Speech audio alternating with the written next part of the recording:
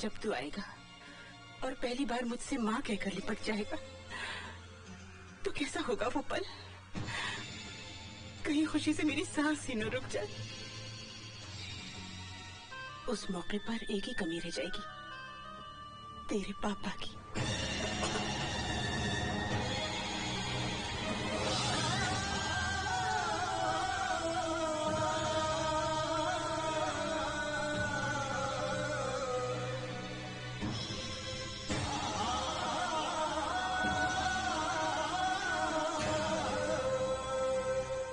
मैंने तुझे नन्हा सा ही देखा है, अब तू कैसा लगता होगा?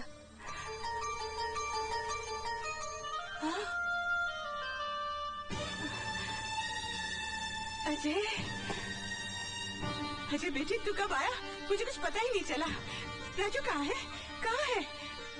अपनी माँ के साथ मजाक मत कर, मैं आज सह नहीं पाऊंगी, मैं आज सह नहीं पाऊंगी। राजू कहाँ है? बोलना, तू बोलता क्यों नहीं? राजू, राजू बेटे, राजू, राजू, राजू, राजू, राजू बेटा, राजू। देखो मैं जानती हूँ तुमने जरूर से बाहर छुपा रखा है, वो भी कौन सा कम है। तुम दोनों बचपन में मुझे इसी तरह सताया करते थे। बोलना, भगवान के लिए बोल, मेरा राजू कहाँ है? बोलना, बोलना। राजू, राजू, राजू मेरे लाल, मेरा बच्चा, भगवान तेरा शुक्र है। तू कहाँ चला गया? तू कहाँ चला गया? मुझे छोड़कर कहाँ चला गया? भगवान तेरा शुक्र है। माँ, क्या हो गया तुझे? क्या राजू राजू चिल्ला रही है? मैं अजय हूँ। हाँ, अजय, तो मेरे वो राजू, राजू, राजू, राजू, राजू यही था, राजू यही था।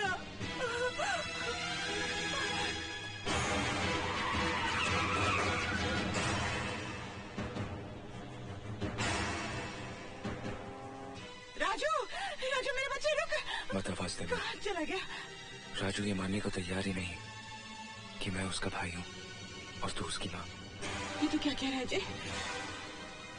राजू इस देश का दुश्मन है। मैं नहीं सह सकती भगवान, अपने बेटे पर इतना बड़ा कलंक मैं नहीं सह सकती। मेरे बेटे पर ये कलंक मत लगने दे। मेरे बेटे को अपनी तरफ पत्थर मत बना, पत्थर मत बना।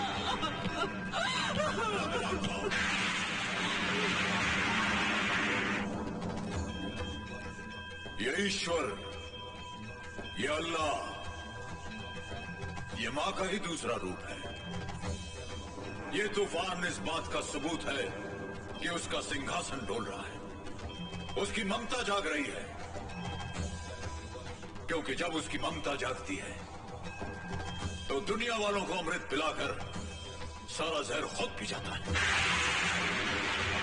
भटके हुओं को राह दिखाने के लिए ईसा बनकर सूली पर चढ़ जाता है। मर्दाने की प्यास बुझाने के लिए गुरु नानक का रूप लेकर पत्थर के सीने से पानी पैदा कर देता है। मूसा के लिए बहते दरिया को चीरकर रास्ता बना देता है। रब रखा अपने बिछड़े हुए बच्चों को मिलाने के लिए ममता का ये तूफान नफरत की दीवारों को तोड़कर प्यार मोहब्बत का रास्ता बनाता हुआ मुझे साफ नजर आ रहा है। भारत हमारा दुश्मन है, भारत हमारा जानी दुश्मन है। भारत हमें तबाह और बर्बाद करने के ख्वाब देख रहा है। भारत पाकिस्तान को दुनिया के नक्शे से मिटा देना चाहता है, नेस्तो नाबूद कर देना चाहता है। बरसों से, पिछले 50 वर्षों से हम ये बेबुनियाद दहशत अपने दिलो दिमाग में बसाए बैठे हैं। हमने अपने गोदामों में अनाज कम और हथियार ज्यादा भर लिए हैं। हम ईद की तैयारियां उतने शौक से नहीं करते जितने जुनून से जंग करने के लिए आमादा रहते हैं। आज दुनिया चांद सितारों पर आबाद होने के मंसूबे बना रही है और हम अपने बच्चों को ये सिखा रहे हैं कि पड़ोसी मुल्क हमारा दुश्मन है। हमने नफरत की दीवार तो बहुत ऊंची बना ली, लेकिन वो रोशनदान भी बंद कर लिए जहां से दोस्ती का नूर अंदर आ सके। इंशाअल्लाह जिस दिन हिंदो पाक में दोस्ताना हो जाएगा उस दिन ये दोनों मुल्क पूरी दुनिया के सामने एक अजीम ताकत बन सकते हैं। लेकिन यही बैरूनी ममालिक नहीं चाहते। वो हमें लड़वाने के लिए हथियार तो देते हैं, लेकिन दोस्ती का मशवरा हरगिज नहीं। लेकिन जनाब, इस बात की क्या गारंटी है कि इस दोस्ताने के बाद भारत हमारे जाती और मजहबी मामलों में दखलंदाजी नहीं करेगा? वो हिंदू देश है और पाकिस्तान इस्लामिक कंट्री है। आपके मालूमात के लिए मैं आपको बता दूं कि हिंदुस्तान एक डेमोक्रेटिक मुल्क है। मुसलमान वहां की माइनॉरिटीज हैं। इसके बावजूद वहां की हुकूमत ने कभी भी उनके मजहब में दखल अंदाजी नहीं की। मुसलमानों के लिए अभी भी मुस्लिम पर्सनल लॉ कायम है। वहां के गैर मुस्लिमों का खुलूस तो देखिए। वहां के वाज़ा प्रधानमंत्री खुद रोजदारों के साथ इफ्तार करते हैं। ईद की खुशियां मिलजुल कर बांटते हैं।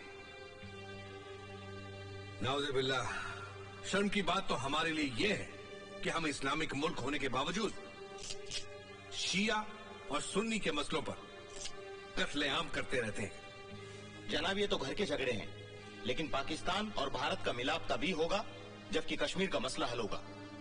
जनाब, जिस तरह पंजाब में सरहद पड़ी हमने कबूल की, राजस्थान में सरहद पड़ी हमने कबूल की, कच्छ की सरहद को भी हमने तस्लीम किया, तो क्या उसी तरह शिमला समझौते के मुताबिक कश्मीर का मसला हल नहीं हो सकता? इन्हीं मसलों पर बात करने तो हम भारत जा रहे हैं। इंशाअल्लाह, अगर खुदा ने चाहा तो हम एक अमन पसंद फैसले के साथ लौटेंगे। आमीन। सुमे आमीन। मैं समझ गई तो क्या सोच रहा है। सच पूछ तो मेरे दिल में सैकड़ों तूफान मचल रहे हैं। हर पल सदियों से लंबा लग रहा है। खुदा करे ये फासले से मच जाए और वो घड़ी उड़ के आ जाए जब तू मेरा दुल्हा बने और मैं तेरी दुल्हन। जब भी कोई अच्छा ख्वाब देखती हो तो सौतन बीप बीप करने लगती है। मैं भी तो देखूं सुहाग के जोड़े में कैसी लगती हो। सच बताओ।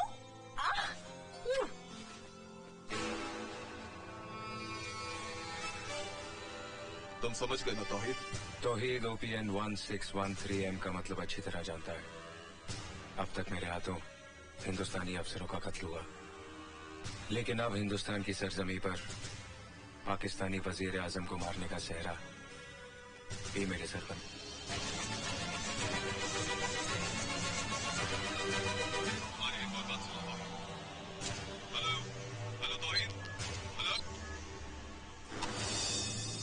तुम पाकिस्तानी प्राइम मिनिस्टर का खून हिंदुस्तान में करना चाहते हो ताकि इसका इल्जाम हिंदुस्तानियों पर लगे?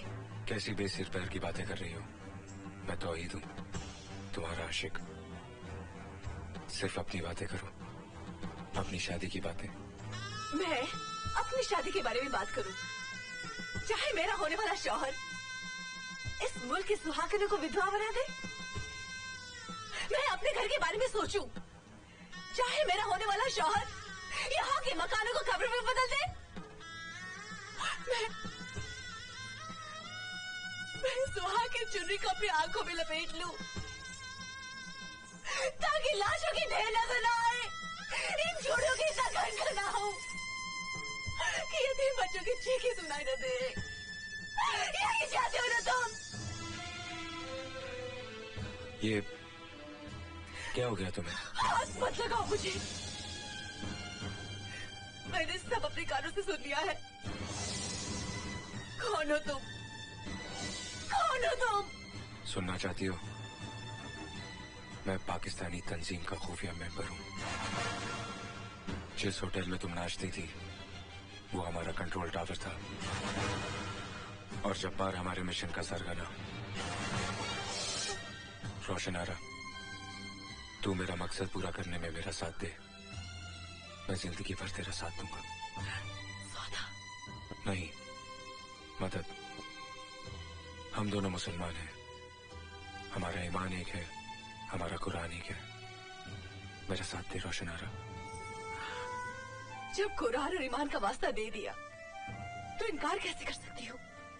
लेकिन एक वादा कर। कैसा वादा? तेरे मकसद के खातिर हिंदुस्तान का एक भी मुसलमान बलि नहीं चढ़ेगा।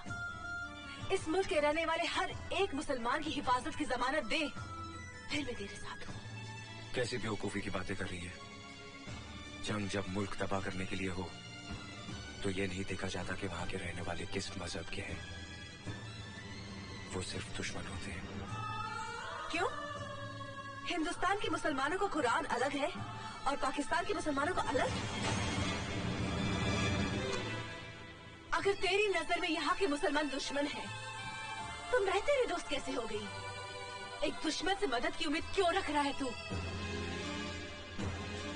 क्योंकि मैं तेरा प्यार हूँ। नहीं।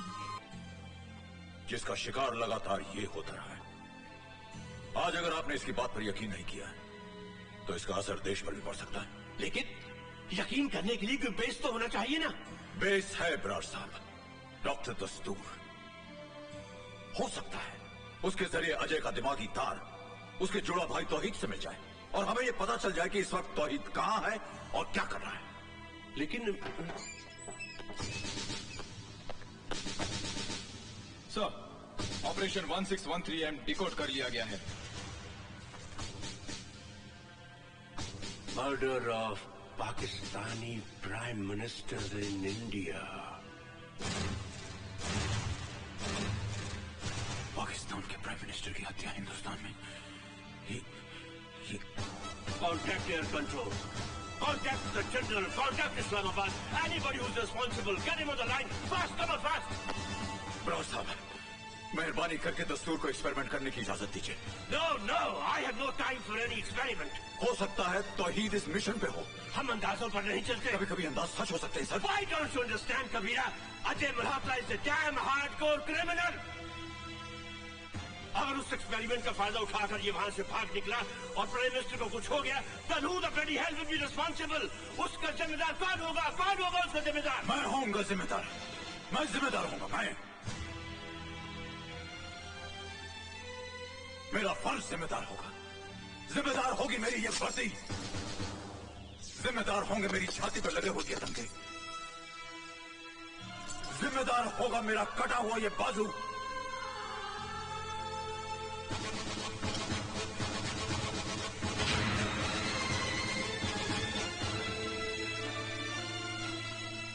जिम्मेदार होगी एक बाप की कुर्बानी। जिम्मेदार होगा एक मां का वो दूध जो लहू बनकर इसकी रगों में दौड़ रहा है।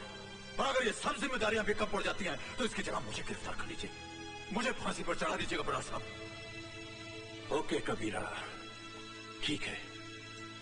I'll give it a try. Thank you Brar. Wish you good luck sir. लेकिन जनाब, आप इतने छोटे से हवाई जहाज में भारत जा रहे हैं, क्या ये आपकी शान के खिलाफ नहीं? जब भारत के वजीर आजम बस में आ सकते हैं तो क्या मैं छोटे प्लेन में नहीं जा सकता? मुल्क का सही रहनुमा, सही लीडर वही होता है जो अपने मुल्क का पैसा बचाए।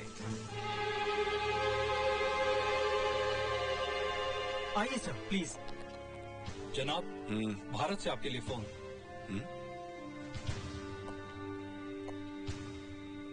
हेलो, मैं मुंबई से जनरल बराड़ बोल रहा हूँ।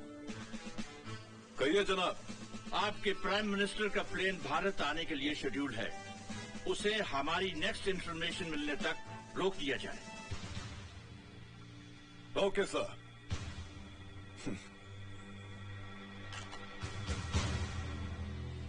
अब तो हमारे वजीर आजम साहब उड़कर ही रहेंगे। Good morning mister prime minister. मैं जहाज का कप्तान इमरान बोल रहा हूँ। इस्लामाबाद से मुंबई की दूरी 2 घंटे 50 मिनट में तय की जाएगी।